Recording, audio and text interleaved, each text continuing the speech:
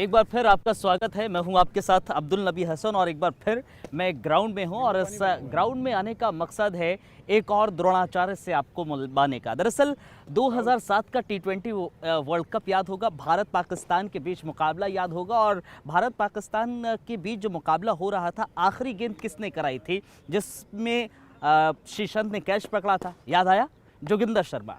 जी हाँ, वो जोगिंदर शर्मा कहाँ आए, किसने खोज निकाला जोगिंदर शर्मा को, उनसे मिल पाऊंगा। उसके बाद पवन नेगी जो टीम इंडिया के लिए खेले, बेहतरीन लेफ्ट आर्म स्पिनर के तौर पर जाने जाते हैं। उसके बाद आज के दौर की बात करें, यजविंदर चहल, कौन नहीं जानता। इस वक्त इंग्लैंड में वर्ल्ड कप चल रहा है और यजविंदर चहल की कलाइयों का खेल इस वक्त वहां पर देखने को मिल रहा है। बेहतरीन परफॉर्मेंस है जोगिंदर शर्मा, पवन नेगी, यजविंदर चहल, इन तीनों को किसने खोज निकाला? रणधीर सिंह। जी हाँ, एक और द्रोणाचार्य रणधीर सिंह जी से हम आज बुला रहे हैं। बहुत बहुत स्वागत है सर आपका।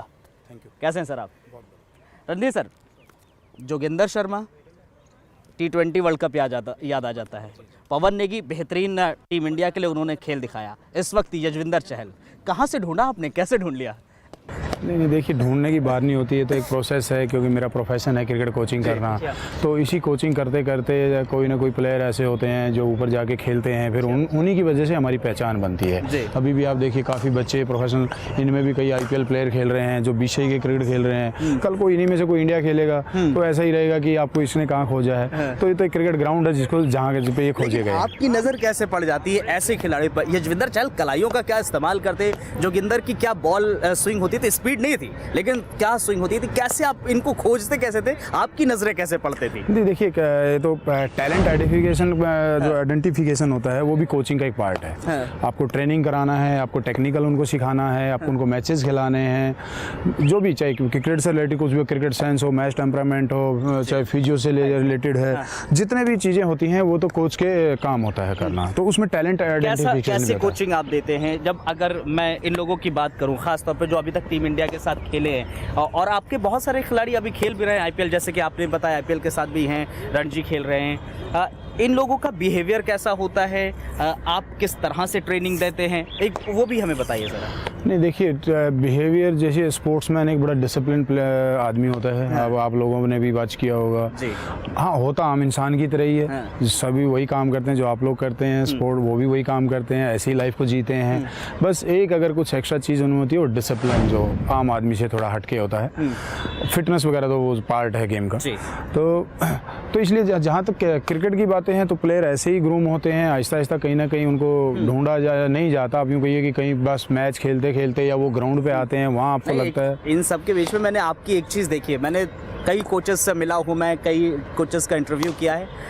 वो एक चेयर पर बैठे हुए होते हैं और वहाँ से डायरेक्शन देते हैं। आप में मैंने एक अलग सी एनर्जी देखी है। आप खुद नेट्स के अंदर जा रहे हैं, आप बता रहे हैं कि ये ड्राइव करना है, यहाँ पर तुम गलत कर रहे हो, और कोई बॉलर है तो ऐसे सीम करना है, या फिर इधर से आप शाइन करें तब, और यहाँ से पकड़ें तब इन स्विंग हो गया। और ये मैंने आप में एक अलग चीज़ देखी है दूसरे कोचेस से, कहाँ से आई है? देखिए, थोड़ा ऐसा नहीं है कि मेरे में अलग चीज़ है।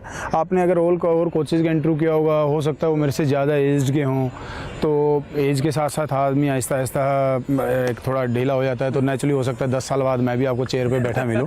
तो ये नहीं, हाँ, लेकिन अभी की बात है तो मेरा क्या है कि मेरा ये, बिल्कुल आपने ठीक बोला, मेरा ये सिद्धांत है लाइफ में कि अगर 4 घंटे कोचिंग होती है तो मैं 4 घंटे में ऑलमोस्ट 4 घंटे में खड़ा रहता हूँ। मैं 4 मिनट भी कुर्सी पर नहीं बैठता। और आपने दरअसल हम लोग आए थे, हमें ये लगा था कि मैं आऊँगा आपके साथ और इंटरव्यू शुरू कर दूंगा, लेकिन आपने हमें भी इंतजार करवाया बाकायदा। आप अपने काम में देखिए, आपका और हमारा काम तो होता रहेगा, लेकिन क्योंकि उनका नहीं रुकना चाहिए। तो वो चीज़ मुझे बहुत अच्छी लगी कि आप जिस तरह से कोचिंग दे रहे थे, मैंने जैसे पहले ही कहा है कि आपकी एक अलग तरीका मुझे लगा कि आप नेट्स के अंदर जा रहे हैं, आप लोगों को समझा रहे हैं। शायद यही कारण है कि पवन नेगी, यजविंदर चहल और जोगिंदर शर्मा जैसे आप खिलाड़ी दे रहे हैं। नहीं, ये तो देखिए इंडिविजुअल डिपेंड करता है। ये कारण तो नहीं है कि भाई मैं मेहनत करता हूँ और कोचेज नहीं करते। सभी कोचेज मेहनत करते हैं, सबका अपना अपना नज़रिया होता है, अपना एक व्यू होता है, सबका एक, देखिए, सिखाना तो वही है सबको, फ्रंट फुट डिफेंस या फ्रंट फुट ड्राइव। हर कोच का अपना तरीका हो सकता है, वो किस तरीके से उसको अच्छी तरीके से सिखा सकता है। सबका,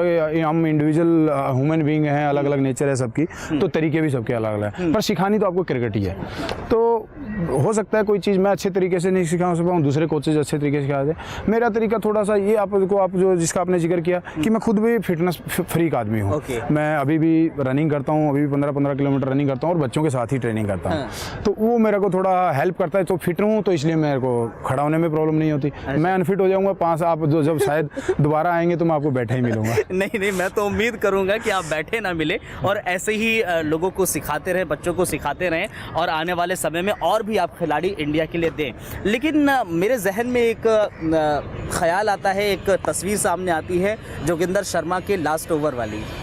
जब आप भी देख ही रहे होंगे वो मुकाबला, और जोगिंदर शर्मा, आपको उम्मीद थी कि वो लास्ट ओवर जोगिंदर शर्मा को दिया जाएगा? अगर दे दिया गया था तो आपको उम्मीद थी कि वो मैच निकाल ले जाएंगे? नहीं, देखिए ये क्वेश्चन बहुत बार हुआ है। पहली बात तो मैं आपको बताऊं, जोगिंदर शर्मा मेरे ट्रेनी नहीं रहे। वो उस दौरान कॉलेज में मेरे साथ, मेरे जिस कॉलेज में मैं कोच था अरविंदो कॉलेज में, तो उस टाइम वो वहाँ पे पढ़ते थे।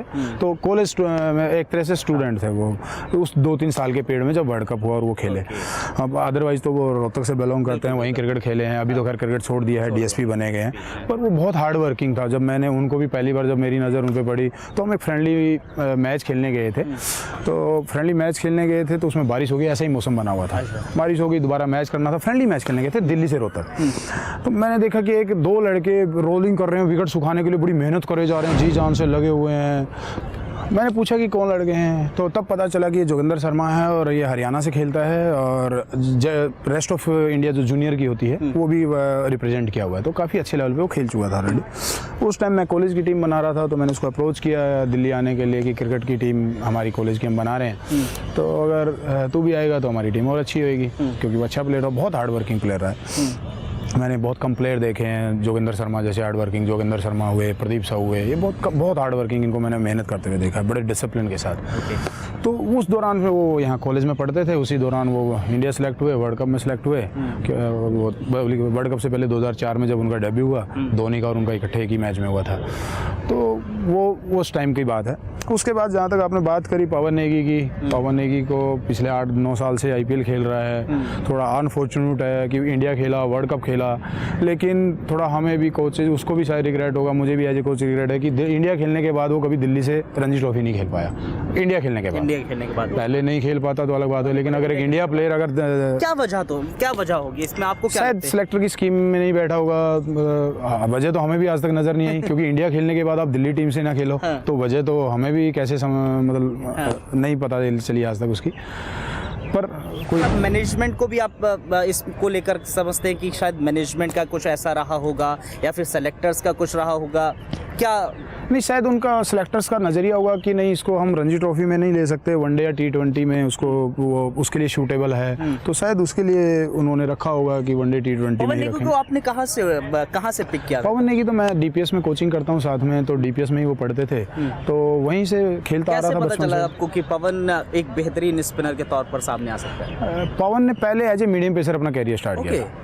वो पहले जब जूनियर क्रिकेट खेलता था, अंडर 13 या 15 तक वो एज ए मीडियम पेसर ही खेलता था, और दिल्ली भी जब उसने रिप्रेजेंट किया है पहले as a left arm medium pacer किया है। ओके, अच्छा। पर कहीं ना कहीं जी वो as a left arm medium pacer ही दिल्ली को रिप्रेजेंट किया है। उसके बाद उसने लेफ्ट आर्म स्पिन किया, क्योंकि लेफ्ट आर्म स्पिनर 2 रीजन थे। एक तो थोड़ा उसको बैक में पेन हुआ, क्योंकि बड़ा लोड पड़ता है। आपने बताया था कि आप स्पिन करो, या फिर वो अपने आप से चूज किया था? उसको अपने आप भी चूज करना था, और हमने ये डिस्कस करके हुआ था कि क्योंकि चूज तो करना ही था, क्योंकि बैक पेन उस एज में, अर्ली एज में अगर बैक पेन शुरू हो जाए, क्योंकि बहुत लोड पड़ता है बॉडी के ऊपर, बैक के ऊपर बहुत लोड पड़ता है, तो अर्ली एज में अगर आपका बैक पेन हो जाए फिर आपको लंबा मुश्किल हो जाता है मीडियम पेसर को उसको बार बार ठीक करना और उसको कंटिन्यूस मतलब आपको फिट रहना। तो इसलिए बेस्ट ऑप्शन यही थी कि आप स्पिन डालना शुरू कर जाओ। बैटिंग वो अच्छी करता ही था, बैटिंग पे और ध्यान दिया उसने और उस और मेहनत की, तो आहिस्ता आहिस्ता वो एक left arm spinner allrounder develop हुआ। यशविंदर चहल 2016 में डेब्यू किया, 2017 में 2016 के 16 में नेगी ने किया था। ओके, 2016 में नेगी ने किया। 2017 में चहल ने टीम इंडिया के लिए रिप्रेजेंट किया। चहल को कहाँ से आपने पिक किया था? चहल का क्या? चहल तो बेसिकली मेरे गांव से ही है, एक तरह से हमारे हम फैमिली रिलेशन है। अच्छा। उसके फादर और हम मतलब एक तरह से हमारा घर ही है दोनों का, तो वो कोई अलग से नहीं है कि अलग से। हाँ, ये चेस खेलता था, साथ में क्रिकेट भी खेलता था। चेस का अलग ही और इसके फादर हरियाणा एसोसिएशन के साथ एसोसिएट हैं, अभी भी सिलेक्टर हैं, हमारी डिस्ट्रिक्ट के सेक्रेटरी हैं। अभी भी हमारे आज मैच चल रहे हैं, कल फिर मैच है हमारा हरियाणा में पटौदी ट्रॉफी का। तो वो जब मैं कोच का नएस करके आया, मैं जस्ट मेरा पहला साल था कोचिंग करने के, मैं जस्ट स्टार्ट की थी मैंने कोचिंग, मैंने बड़ी अर्ली एज में स्टार्ट कर दी थी, 21-22 साल की एज में, जल्दी मैंने खेलना छोड़ दिया था। तो हम एक मैच ऐसी पटौदी ट्रॉफी का जो अभी चल रहा है उसका एक मैच खेलने, मैं खुद खेल रहा था, तो खेलने गए तो वहाँ पे हमारे पास 12 ही प्लेयर थे। और हमारी डिस्ट्रिक्ट की टीम उस टाइम बहुत अच्छी नहीं होती थी, कोई बहुत हमारे यहाँ क्रिकेट का वो कोई सेंटर नहीं चलता था गवर्नमेंट का, या कोई प्राइवेट एकेडमी नहीं थी, गिने चुने प्लेयर होते थे हम लोग। तो उस मैच में ये कोई यही 10-11 साल का रहा होगा, सिरसा से मुझे आज तक अच्छी तरह जाना है, सिरसा से मैच था, सिरसा के अंदर ही स्टेडियम में। अच्छा। और फॉर्चुनेटली ये कि उस मैच में जो अंपायरिंग कर रहे थे वो मेरे कोच थे। अच्छा। वो मेरे कोच थे जो अंपायरिंग कर रहे थे उस मैच में ऑफिशियली। तो 12 में से मैंने वैसे ही एक जनरल फीलिंग में मैंने उसको जाके इसको 11 में डालते हैं, हालांकि वो एज नहीं थी क्योंकि सीनियर का टूर्नामेंट था, ये 10-11 साल का था। ऐसे ही मैं कहा चलो हमारे पास कोई ज़्यादा कम्पिटिटिव टीम नहीं है तो इसको खिलाते हैं। अब उसने उस मैच में बहुत अच्छा बॉल डाला, उसने कोई 7 या 8 ओवर में 18 रन दिए, 3 आउट किए। वो मैच मुझे आज तक इसलिए जाना कि वो पहला मैच था, छोटा सा था, ये सेहत में तो शुरू से ही कमज़ोर रहा है और फिर ऊपर से 10-11 साल का था, तो ऐसा लगता था दूसरी टीम को कि कोई बिल्कुल आज भी नहीं बना पाया, बिल्कुल कोई 8 साल का बच्चा खिला दिया ऐसा लग रहा था। तो उस मैच में बहुत अच्छा बॉल डाला, तो बड़ा मेरे को भी देखने को मिला कि ये क्रिकेट का भी इसमें चेस की तरह अच्छा उतना ही टैलेंट है। फिर मेरे सर थे, उन्होंने भी साथ में बोला कि ये लड़का तो बहुत अच्छा है, ये कौन है, कहाँ का है। तो तब से थोड़ा सा क्रिकेट में हम लोग सीरियस हुए, उसके फादर से डिस्कस हुआ कि ये क्रिकेट भी उतनी अच्छी खेलता है। तो फिर उनके फादर ने वहीं, क्योंकि सेंटर कोई होता नहीं था, अपने खेत में एक पिच बना दी प्रैक्टिस के लिए। मालूम है कि कुछ बीघा उनका हाँ थोड़ी सी, हाँ थोड़ा ज़मीन था, तो उसमें जैसे हमारे नेट हैं ऐसे नेट करके पिच बना दी, उसमें बीच बीच में मैं भी जाता रहा, वो वहाँ प्रैक्टिस करता रहा। तो ऐसे उसकी जर्नी स्टार्ट हुआ था। और जब टीम इंडिया के लिए सिलेक्शन हुआ तो कैसी खुशी थी आप लोगों में, और जब परफॉर्मेंस देखने को मिलती है आज जब वर्ल्ड कप में, पहले टीम इंडिया में जब सिलेक्शन हुआ तो क्या आप लोगों का रिएक्शन था? देखिए टीम जो भी क्रिकेटर, अगर यहाँ भी इतने बच्चे खेल रहे हैं, यहाँ भी नहीं बिल्कुल, इसमें बड़ा अच्छी तरह हमारा बात चला था उससे पहले भी। जैसे अभी आप बच्चे देख रहे हो, इनका सबका सपना इंडिया खेलना, सबका होता है एज ए क्रिकेटर, और मैं भी चाहता हूँ कि यहाँ से हर कोई इंडिया खेले, पर ये पॉसिबल नहीं है, वो तो जो मेहनत करेगा जो होगा। तो ये एक बहुत खुशी होती है जब आप 10-12 साल लगातार मेहनत करके इंडिया का अल्टीमेटली आप जब इंडिया टी-शर्ट या इंडिया कैप पहनते हो, तो इससे खुशी कुछ नहीं हो सकती एज ए क्रिकेटर या किसी भी स्पोर्ट्स में सभी। तो ये नीचे से क्रिकेट खेलता आ रहा था, जूनियर से क्रिकेट खेलता आ रहा था, अच्छा करता आ रहा था, 14, 16, 19, 23 रणजी ट्रॉफी, इधर फिर आईपीएल हो गया था 19 में, अच्छा परफॉर्म करने के बाद आईपीएल हो गया था, वहाँ चांस नहीं मिला मुंबई इंडियन में। इधर आरसीबी में शिफ्ट हुआ तो आरसीबी में चांस मिला खेलने का, वहाँ अच्छा परफॉर्म किया, पहला साल बहुत बढ़िया गया। वहाँ से थोड़ा कॉन्फिडेंस बूस्ट स्टार्ट हुआ कि हाँ एक अच्छा हो रहा है, अब कहीं भी चांस बन सकता है। दिमाग में तो पहले से ही था, मेरा भी लक्ष्य था कि कोई मेरा ट्रेनी इंडिया खेल जाए। उस टाइम नेगी भी नहीं खेला था। जोगिंदर का मैंने आपको बताया कि वो मेरा स्टूडेंट था बजाय की ट्रेनी। तो उस टाइम यही था कि बस मेरी भी इससे बात, उससे जस्ट इंडिया खेलने से कोई 1 साल पहले बात हुई, जब इसने इंडिया ए खेला, इंडिया ए जब पहला मैच खेला तो इंडिया ए की इसने टी-शर्ट पहन के वो फोटो डाला हुआ था। अच्छा। तो मैंने इसको बोला कि ये जो नीचे ये इंडिया का कलर तो ठीक है, ये जो लोगो है, लेकिन ये जो नीचे इंडिया ए खेला ना, कल को ये हट जाए और इंडिया रह जाए तब खुशी होगी असली। क्या बात है। अच्छा। तो ये बड़ी अच्छी तरह करा, बिल्कुल सर ये होगा एक दिन जरूर, मेहनत करेंगे जरूर होगा। फिर वो ए हट भी गया, फिर वो हट भी गया और अगले साल 1 साल बाद वो इंडिया खेलने का, पहले नेगी को मिला चांस खेलने का वर्ल्ड कप में, वो भी वर्ल्ड कप खेला। अच्छा ये इस मामले में बड़ा फॉर्चुनेट रहा हूँ कि जितने मेरे स्टूडेंट ऊपर क्रिकेट खेले हैं वो जो लगभग वर्ल्ड कप ही खेले हैं, तो अच्छे टूर्नामेंट। आज जब टूर्नामेंट जो वर्ल्ड कप चल रहा है, आप देखते होंगे जब मुकाबला होता होगा जाहिर तौर पर, उसमें कैसा आपको लग रहा है परफॉर्मेंस यशविंदर का? नहीं बहुत अच्छा किया, पहले मैच में बहुत अच्छा स्टार्ट किया, 4 विकेटें ली। वर्ल्ड कप खेलना अपने आप में एक ड्रीम है, पहले तो इंडिया खेलना बहुत बड़ा ड्रीम है, फिर उसके बाद इंडिया खेलना, हमारी लैंग्वेज में बोला जाता है इंडिया खेलना फिर भी आसान है, पर वहाँ स्टे करना बहुत मुश्किल है। और खासकर इंडिया जैसी टीमें जिसमें इतनी कम्पिटिटिव हो, 36 टीमें आपकी फर्स्ट क्लास क्रिकेट खेल रही हैं रणजी ट्रॉफी में, इतने प्लेयर खेल रहे हैं और बड़ी अच्छी कम्पिटिटिव क्रिकेट होती है, बीसीसीआई बड़ा अच्छे तरीके से ऑर्गेनाइज कर रही है इन चीज़ों को। तो इंडिया खेलना अपने आप में, फिर वर्ल्ड कप खेलना, वो तो कहते हैं कि सोने पे सुहागा, और वो सबका ड्रीम होता है। कई बार बहुत बड़े प्लेयरों को खेलने का मौका नहीं मिलता। उसमें अगर रिसेंटली अभी लक्ष्मण जैसा बड़ा धुरंधर प्लेयर, उनको वर्ल्ड कप खेलने का मौका नहीं मिला। उनकी वो बड़ी इच्छा थी, वो रह गई।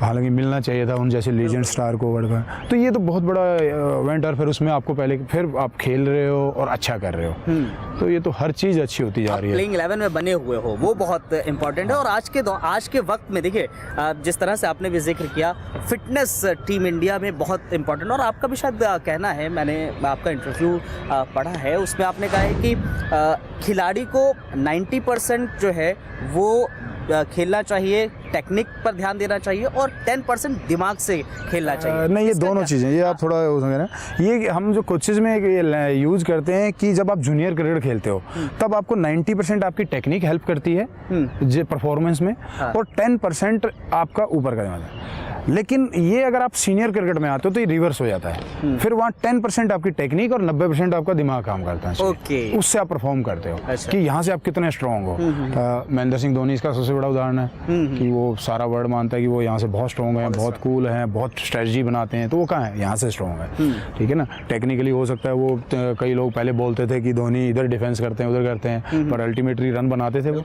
और क्या चाहिए आपको? आपको तो परफॉर्म करना है ना। जो एरा रहा है वो बेहतर रहा है। हम तो उस वक्त ऐसा कहते थे कि धोनी जिस चीज को छूते थे वो सोना बन जाता था, और जो भी टूर्नामेंट खेलते थे उसमें हम फतह करते थे। और यही कारण है। आपने दिमाग की बात की। क्या आप जो अभी बच्चे हैं, और जब चहल थे, नेगी थे, या फिर जोगिंदर जब आपके स्टूडेंट थे, क्या उन लोगों को भी आप बताते थे कि देखो दिमाग ज़्यादा इम्पॉर्टेंट है? अगर आप फील्ड में उतर रहे हैं, अगर आप गेंदबाजी कर रहे हैं, आपको स्पॉट, क्योंकि मैं इसमें एक और ऐड ऑन कर दूँ, हमने चहल को देखा है, वो डरता नहीं है। फ्लाइट करानी तो फ्लाइट करानी है, भले ही छक्के पड़ रहे हैं, चौके पड़ रहे हैं। नहीं, वो भी इसी से रिलेटेड है जो आपने क्वेश्चन किया, और चहल का बीच में जिक्र किया, दोनों इसी से रिलेटेड है। चहल इसलिए नहीं डरता, वो कि शरीर से तो कोई स्ट्रॉन्ग नहीं है, कोई पहलवानी नहीं हो रही, क्योंकि वो यहाँ से स्ट्रॉन्ग है। खासकर आरसीबी में खेलने के बाद तो यहाँ से स्ट्रॉन्ग। तो उसको अगर जब भी हमारा डिस्कशन होता है कि 3 छक्के लगा दिए, जैसे इसी बार IPL में युवराज ने मार दिए थे, तो नॉर्मली बॉलर होता है युवराज जैसा इतना बड़ा प्लेयर बैटिंग कर रहा है और 3 छक्के आपको लगा दे, तो आपको याद आ जाती है सीधे 6 छक्के की क्योंकि वो तो ये कारनामा कर चुके हैं। लेकिन वो डरता नहीं है। उसने चौथा बॉल भी आप देखिए उसको, उसने चौथा बॉल भी फ्लाइट ही फेंका और युवराज को आउट किया।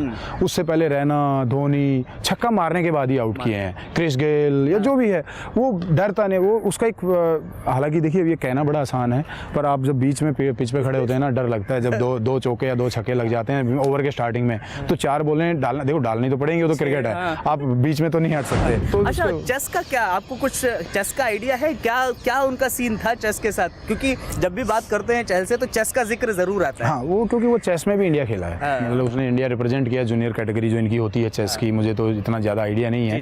पर ये ग्रीस खेलने गया था उस एज में, जब क्रिकेट, मैंने आपको बताया कि 10 साल की एज में कैसे क्रिकेट स्टार्ट की, तब चेस भी खेल रहा था। और उस टाइम जूनियर एशिया, वो मतलब वर्ल्ड एशियाड चैंपियंस क्या थी, तो वो इंडिया के रिप्रेजेंट किया था।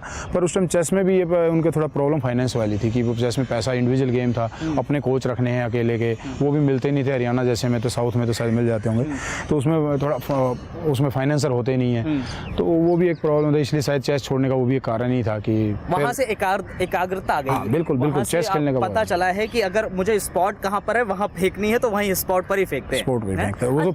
वो पेशेंस भी आ जाता है कि आपको एक चाल चलनी है और पेशेंस के साथ चलनी है। आप प्लान तो कर लोगे, पर उसको एग्जीक्यूट करना तो उसके लिए पेशेंस चाहिए। क्या नेट्स में जब आता है तो वहाँ पर भी फ्लाइट ही कराता है, या फिर यहाँ पर कुछ और टेक्निक्स आ जाती है, या फिर कुछ और गेंद फेंकते हैं? नहीं, देखिए जो, क्योंकि नेट्स और आप ग्राउंड के अंदर आपको अपनी डिलीवरी फेंकनी है, वो तो आपकी मेन जो डिलीवरी, आप लेग स्पिनर हो तो लेग स्पिनर तो आपका मेन रहेगा ही रहेगा। वेरिएशन के लिए जैसे कोई बैट्समैन है, शॉटें खेलता है, तो जो कवर ड्राइव है, पुल है, जो क्रिकेटिंग शॉट है वो तो खेलेगा। हाँ, वो बात की अलग बात है कि पोजीशन के हिसाब से, सिचुएशन के हिसाब से आप इम्प्रोवाइज कर लो, स्कूप मार दो, आप ये वाला शॉट मार दो, ये इम्प्रोवाइजेशन है। ऐसे बॉलर को भी अपना इम्प्रोवाइजेशन करते रहते हैं। तो नई कोई चीज़, क्योंकि आजकल तो लैपटॉप है या सबको टेक्नोलॉजी इतनी हाई है, तो बॉलर का पता चलता रहता है ये क्या करता है, बैट्समैन का पता चलता रहता है। आजकल स्टाफ बहुत अच्छे हैं या बड़े, तो प्लेयरों के साथ तो वो सब कैलकुलेट करते हैं। तो इसलिए कुछ आपको सर्वाइव करने के लिए, अच्छी क्रिकेट में है, प्रोफेशनल और कॉम्पिटिटिव क्रिकेट में सर्वाइव करने के लिए आपको कुछ ना कुछ वेरिएशन करना पड़ेगा। तो नेट में वही होता है कि आप आओ, कुछ ना कुछ नया सीखो और वहाँ पर नया सिखाते हैं। चलिए हमने देखिए यजविंदर चहल, नेगी, जोगिंदर की भी बात कर ली, अब रणधीर सिंह की भी बात कर लेते हैं। आपकी शुरुआत कैसे हुई, आप कोचिंग में कैसे आए, शुरुआत कहाँ से की आपने, बचपन से लेकर अब तक क्या कुछ था, मतलब बताइए। बचपन से ही आपको क्रिकेट का शौक था, कोचिंग ही करनी थी, या फिर आपका भी सपना था इंडिया खेलने का? नहीं, देखिए जैसे मैंने बोला हर बच्चे का होता है, तो जैसे मैंने भी शुरू किया, मैंने as a hockey player start किया था। राइट। तो मैं हॉकी खेला, हॉकी में भी मैं नेशनल खेला था। हमारे गांव में कोई हॉकी की भी इतनी फैसिलिटी नहीं, पर हॉकी का ठीक सेंटर था, नरवाना। वहाँ हॉकी का अभी भी अच्छा सेंटर चलता है। वहाँ अभी एक मोर हैं, 2 लड़के, वो दोनों इंडिया में खेले हैं वहाँ से। हॉकी का अच्छा चलता था, मैं भी हॉकी खेलता था, नेशनल भी खेला। बाद में किसी तरह जैसे मोहल्ले के सब लोग खेलते हैं, कहीं ना कहीं मैं किसी थोड़ा 2 साल बाद क्रिकेट में शिफ्ट हो गया। तो वो क्रिकेट खेलते खेलते फिर खेलना स्टार्ट किया, प्रोफेशनल स्टार्ट किया। जितनी भी हमारी क्रिकेट थी, जहाँ जहाँ रिप्रेजेंट करना था वो किया, चाहे वो हमारी डिस्ट्रिक्ट एसोसिएशन के डिस्ट्रिक्ट क्रिकेट है या हरियाणा क्रिकेट है, या जितना हमारा यूनिवर्सिटी खेला 4-5 साल में, वो रिप्रेजेंट करने के बाद फिर एक टाइम पे कुछ फैमिली सर्कमस्टेंसेस ऐसे थे कि भाई ग्रेजुएशन करते ही जॉब करनी पड़ेगी साथ में। वो होता भी था उस टाइम पे। इतने आजकल तो पेरेंट्स बड़ा सपोर्ट करते हैं, आप फैसिलिटीज़ बहुत हैं, वो ज़माना भी अलग था। तो कहीं ना कहीं की था कि ग्रेजुएशन के बाद फिर मैंने सीधा NIS किया। मैं ये कोचिंग का हमारा जो इंडिया का गवर्नमेंट ऑफ इंडिया जो साई जो कोर्स करवाती है, मैंने NIS किया। तो फिर मैंने बस वहाँ से वो कोर्स करते ही मैंने कोचिंग स्टार्ट कर दी। तो मैं क्या आप कह सकते हो कि मैंने क्रिकेट को बड़ा जल्दी गिव अप कर दिया, बहुत जल्दी गिव अप, बहुत ज़्यादा। लेकिन आप सपना तो था ही कि कर दिया, लेकिन आपने लोगों को बता दिया कि मेरा गिव अप है, लेकिन मैंने बच्चे दे दिए हैं टीम इंडिया के। देखिए ये तो रहता ही है कि मैं इंडिया नहीं खेल पाया तो मेरा स्टूडेंट कोई खेल जाए। लेकिन NIS के बाद फिर कहाँ कोचिंग आपकी हुई है? देखिए फिर मैंने सीधा दिल्ली आके स्टार्ट कर लिया था। मैं दिल्ली में ही कोचिंग की, ऑलमोस्ट दिल्ली के हर प्रीमियम इंस्टीट्यूट में मैंने कोचिंग की है। वो चाहे दिल्ली यूनिवर्सिटी हो, DDCA हो, या RLA कॉलेज हो, अरविंदो कॉलेज हो, जितने भी स्कूल, मॉडर्न स्कूल है, DPS स्कूल में भी कर रहा हूँ, डॉन बॉस्को स्कूल है। अच्छा। तो ऑलमोस्ट हर प्रीमियम इंस्टीट्यूट में करने का मेरे को काम या मौका मिला, कभी कहाँ, कभी कहीं।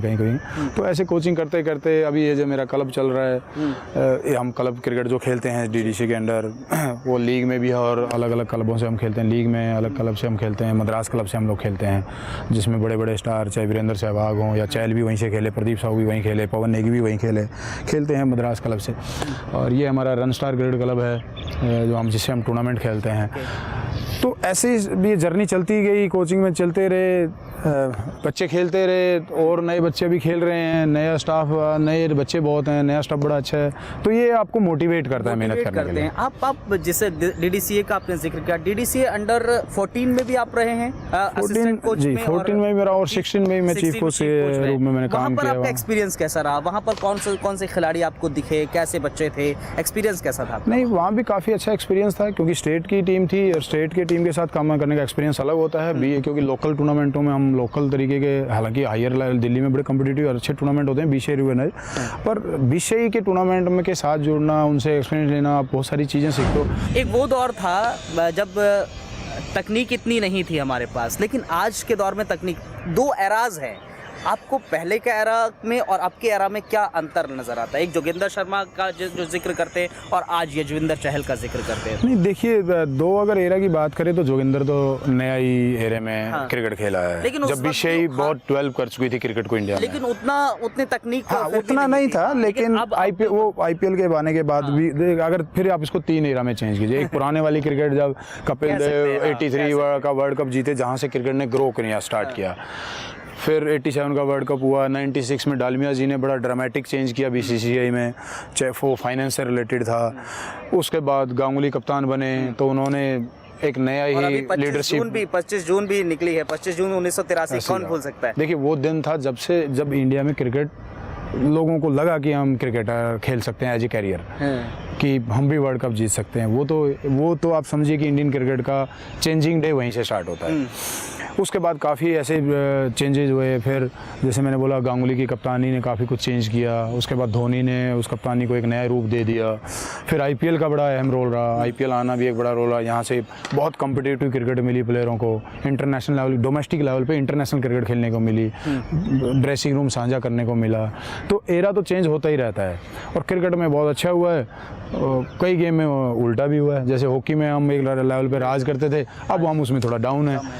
होप होगी कि, क्योंकि मैं तो खुद हॉकी प्लेयर रहा हूँ, तो उम्मीद रहेगी कि हॉकी भी ऐसे ही गेन करे जैसे क्रिकेट ने किया। लॉन टेनिस में अच्छा कर रहे हैं, बॉक्सिंग में अच्छा कर रहे हैं, अब तो काफ़ी स्पोर्ट्स में अच्छा कर रहे हैं इंडिया। आखिर में मैं ये जानना चाहूँगा, हमारे जो दर्शक हैं, जिनके बच्चे होंगे या फिर जो बच्चे देख रहे हैं, उनको क्या कहेंगे रणधीर सिंह की कैसे प्रैक्टिस करनी चाहिए, प्रैक्टिस के साथ पढ़ाई भी करनी चाहिए, और क्या कुछ उनको मोटिवेट करने के लिए क्या कहेंगे?